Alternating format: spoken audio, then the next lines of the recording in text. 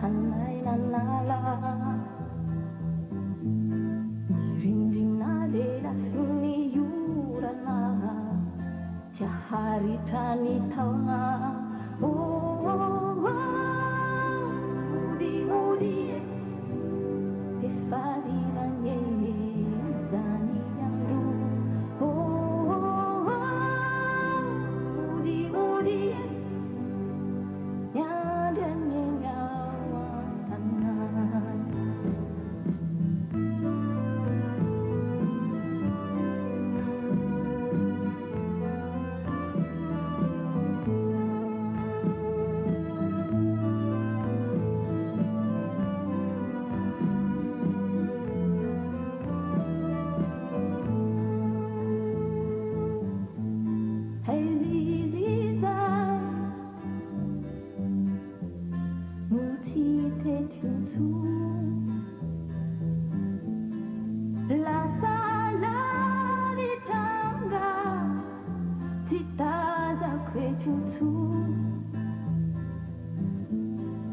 varavarakely ery ambony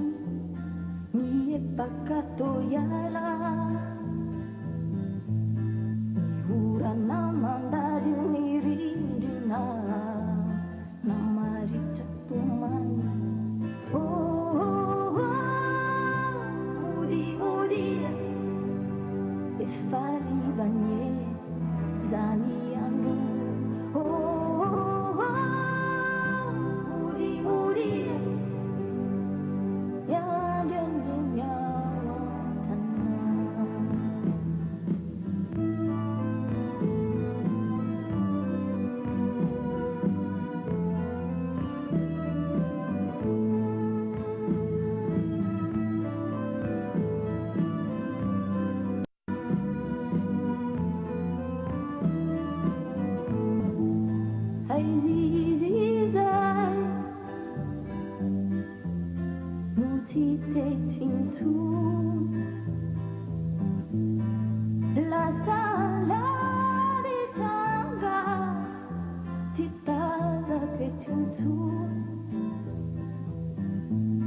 Heriahandua salunakau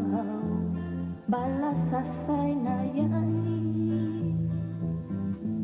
manzuinya katinya vonyawe